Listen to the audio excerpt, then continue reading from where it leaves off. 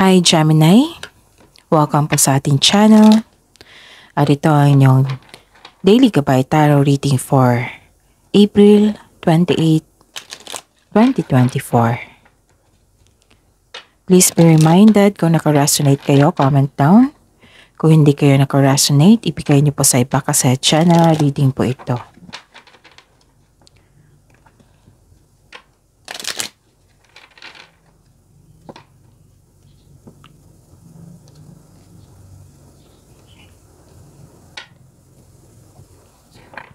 Gamitin ang reading na ito bilang gabay lamang. Balik ba kayo dito bukas para sa ating Daily Gabay Tarot reading. Please like, subscribe, and click bell button for notification para updated po kayo sa Daily Tarot reading natin. Para po sa gusto magpa-reading, maaari niyo pong makuha ang link na sa description box po ito. Message lang po ako sa Messenger. Maraming salamat po.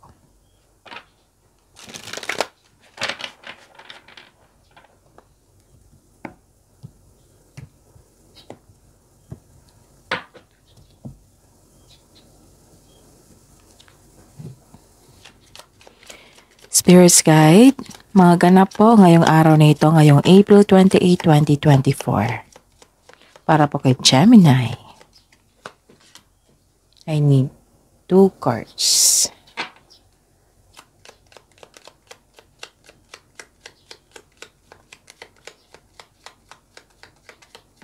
Gemini.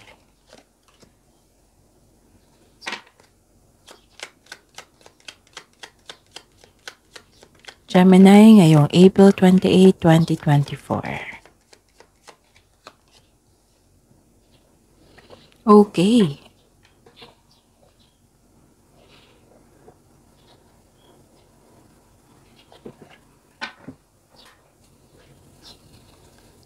Mensahe po para kay Gemini ngayong April 28, 2024.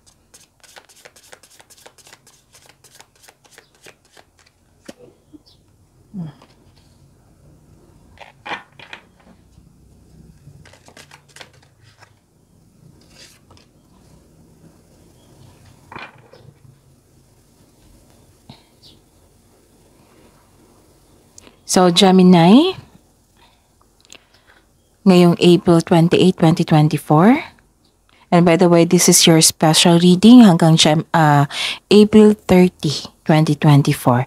So, supportahan niyo po yung mga reading niyo po. Gemini from April 19 hanggang April 30. Okay? Kasi requested and sponsored by Miss M ito para sa lahat ng Gemini. Okay? Maraming salamat po. And by the way, Gemini, pagkatapos po nito, panoorin niyo po yung Monthly Gabay Tarot reading nyo. Kaka-upload lang po for May 2024. That is your Monthly Gabay Tarot reading. At may, I think meron din na career and money. For May 2024 Monthly Gabay Tarot reading. So, dalawa ang check nyo. Okay? Maraming salamat po. Ngayong araw na ito, April 28, 2024. May nakita ko dito na may kausap kang tao na matured. Pwedeng elders, pwedeng parents mo ito. Pwede din boss. O, kausap mo. Pwede din favorite person mo. Yes, pwede din favorite person mo na nagkaroon ng harmony, pagkakaisa, nagbigay ng wisdom message, inspired ka, nagbigay ito sa inyo ng motivation, inspired ka ulit. Okay? And may nakita ako dito na life's calling, pwede din long-term plans, regarding ito sa career mo, sa trabaho, sa goal mo sa buhay. And some of you, nakikita ko dito, nagkaroon ng stability na sa career. And some of you, nagpaplano pa, long-term plans para magkaroon ng stability sa buhay. Okay? And mag-ingat po kayo dito kasi parang kahapon to, kung hindi ako nagkakamali. Na pwede din na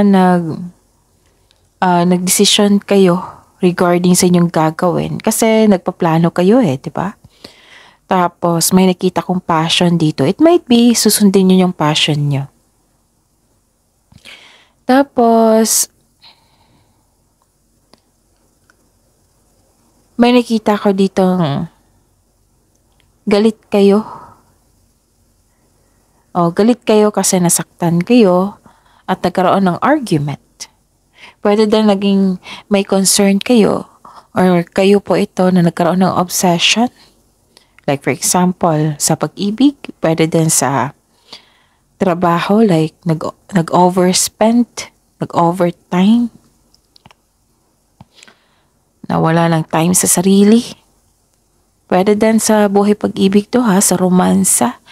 Lahat naman tayo adult dito. So, nakita ko dito na may ganap na sex without emotions or rough sex. Okay? So, lahat naman tayo dito adult. And ang mensahe po para sa inyo. See what's real. Observe with clarity. True insight lies beyond the surface. Kaya pala galit kayo kasi may nagsinungaling. May nagsinungaling dito. Tapos, or maari may taong hindi totoo sa inyo na alam mo na hindi siya nagsasabi ng totoo.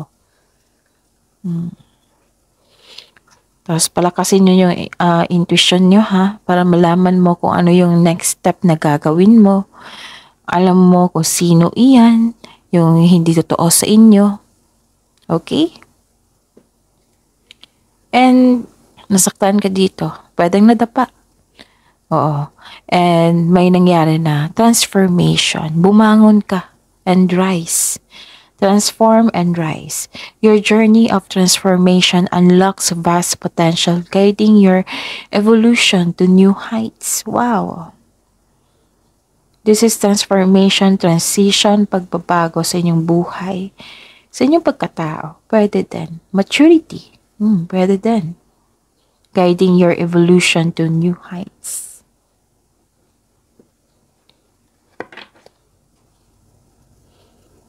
Spirits guide, ano pang energy ni Gemini ngayong April 28, 2024?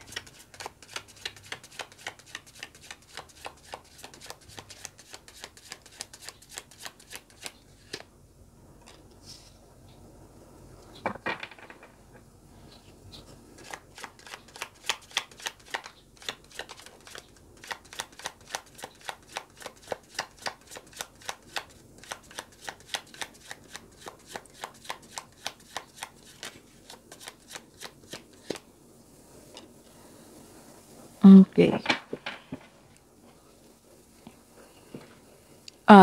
Okay.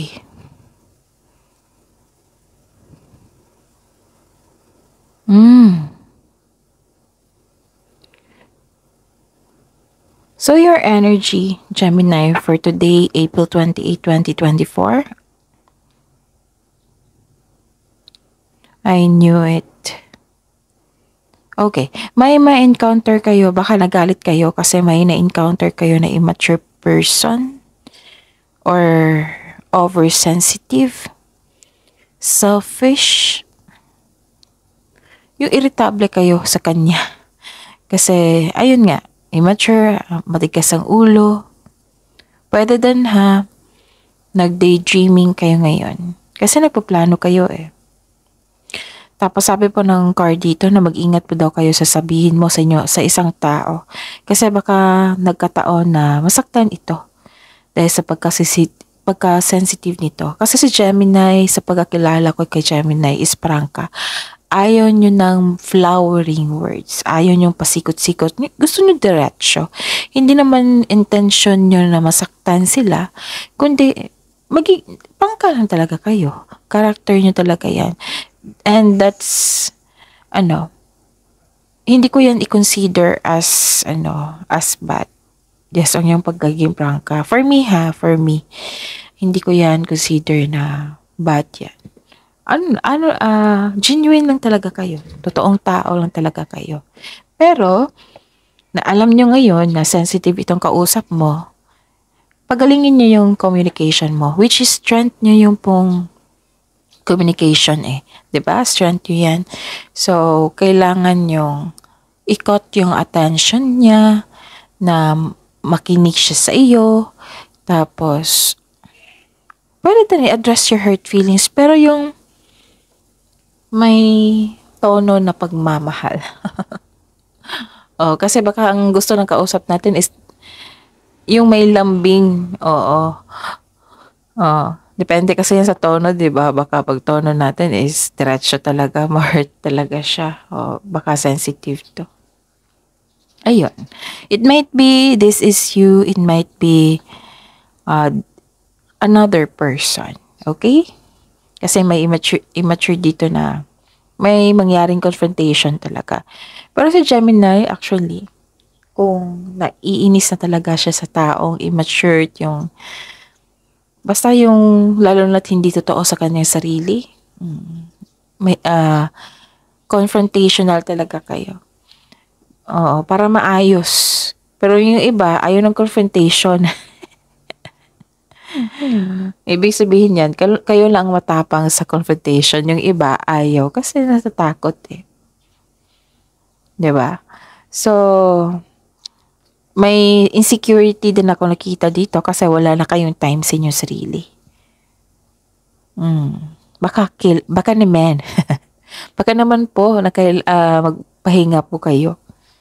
Malapit ng vacation leave, right? Tapos Sunday. Oh. Baka kailangan magpahinga. Kasi ang sabi ng card dito, Gemini, wala ka ng time sa sarili mo. You may be taking life too serious. Pwede naman na isipin nyo yan or gawin mo yan sa susunod na araw na pag rest day. Pag bakasyon.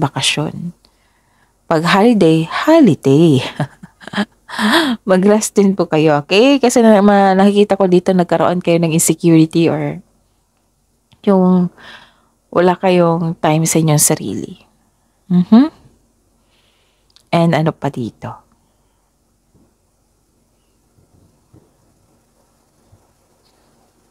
Naramdaman ko yung pagod yung dito. Oh. Pagod kayo. Kasi sobrang hard worker nyo. May nakita talaga ako na productivity. Sobrang busy nyo. Kaya na-burnout kayo. I see. Pagod talaga. Nakita ko dito, pagod kayo. Burnout, overworking. Ito yung sabi ko sa inyo.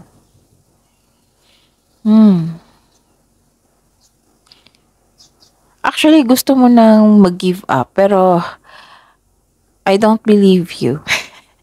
Gemini, kasi sa pagkakilala ko kay Gemini, some of you, masasabi mo lang yan eh, kasi pagod ka, wala ka ng time sa sarili, wala ka ng, yung puro overthinking, overwork, ganun. Pag mapapagod talaga yung sarili mo.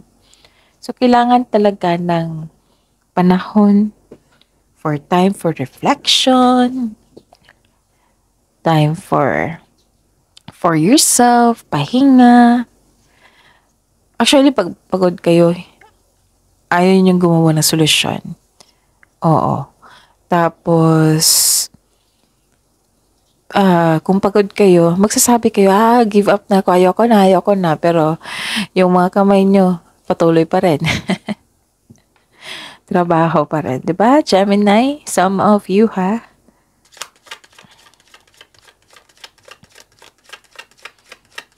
Career and money ni Gemini ngayong April 28, 2024.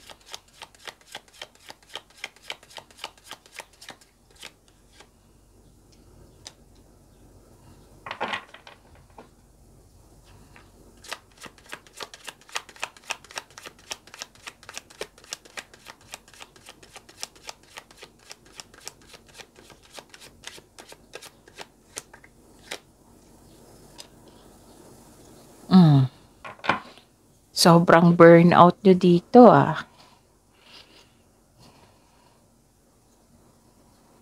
Gemini.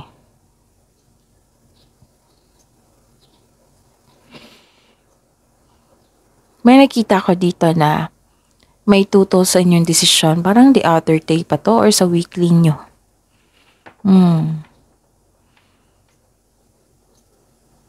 Lumabas na naman Gemini, oh. So, meaning to say, kung lalabas ulit, some of you ini-ignore ito. Some of you iniiwasan. Some of you hindi pa napansin. Like, lumabas na naman dito yung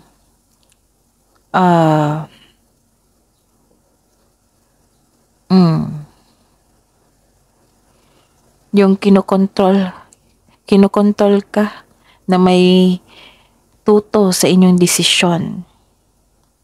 Yung conflict over property, kung hindi ako nagkakamali ha, sa inyo ito. Tapos may fear akong nararamdaman na ayaw niyong lumabas sa comfort zone. And may lumabas din dito na parang may third party issue dyan sa trabaho niyo. Nag-take advantage din sa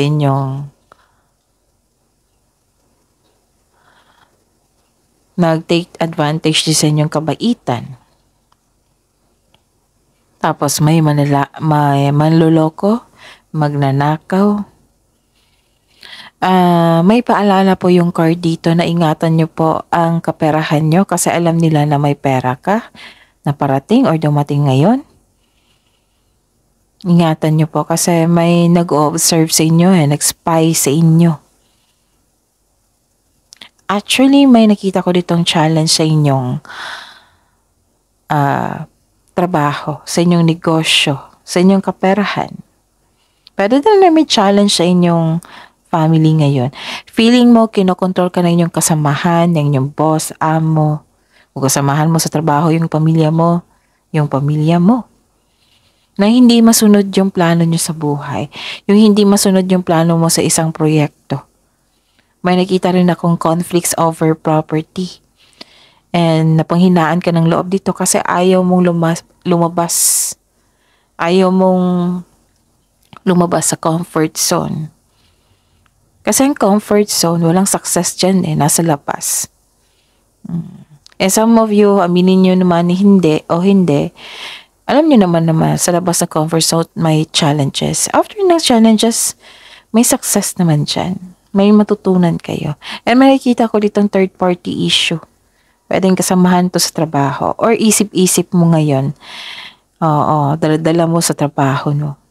And may ilan din sa inyo nag-take advantage sa inyong kabaitan.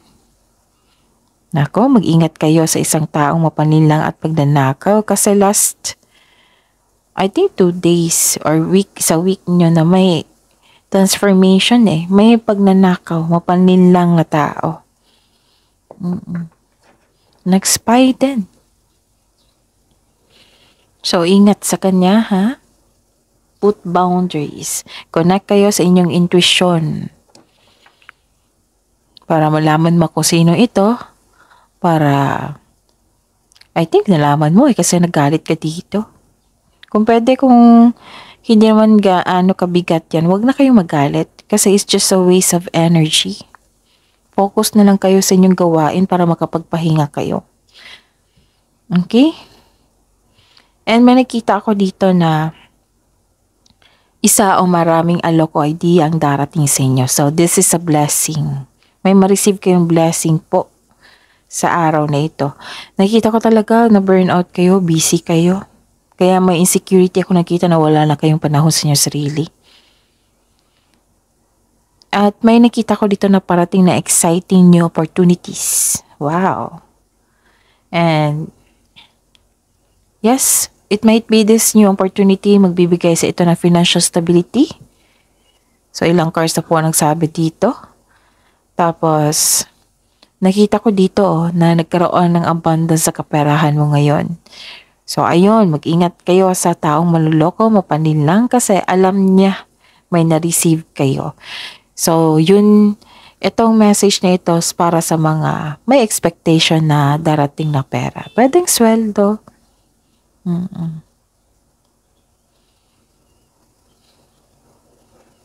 Okay.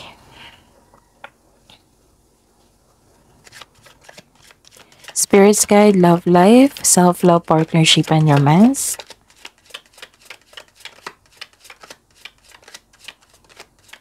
ni Gemini ngayong April 28, 2024.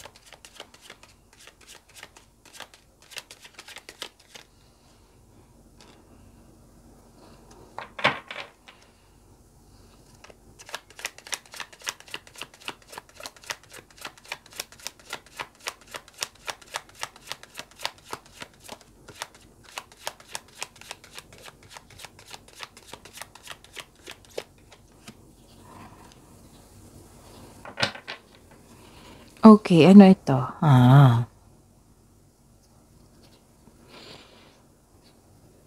Gemini, ngayong April 28, 2024, may nakita ko ditong pagkakaisa. Moderation din, tranquility, serenity, realization din. Baka nagkaroon na ng time for reflection. Gemini, if you're single, wag pilitin magbuo ng relasyon na hindi nakatadhana sa inyo. Sabi po ng card, wag mag-alala kasi the universe is working behind the scenes to bring romance into your life. Pwede na nahilingin mo ito na, God, I am ready. Sana dumating na siya. I am ready na po. Ganun. Pwede na nahilingin nyo. So trust the divine timing. May tao talagang nakatadhana sa inyo. Yes. Parati ko nung nakita sa inyo, Gemini. Para sa mga single ha. Kahit mga single parent kayo, may nakita na talaga ako dito na parating sa inyo. Pero mas nauna yung self-love. Mas nauna yung self-love eh. And sa mga relasyon sa buhay mag-asawa, may emotional intense na mangyayari, ang taas ang trust level nyo sa isa't isa. This may lead to the next level sa relasyon nyo. Okay? You are divinely guided po. Ang ganda. So, what is this? Okay. So, the clarification is na huwag kayong agad maniwala sa chismis. Pwede din na masaktan kayo. Pwedeng masaktan kayo. Pwedeng na-stress kayo. Pwedeng basta may nakita akong taong nagbabalat kayo. Oo. Dahil sa kanya, na-stress kayo.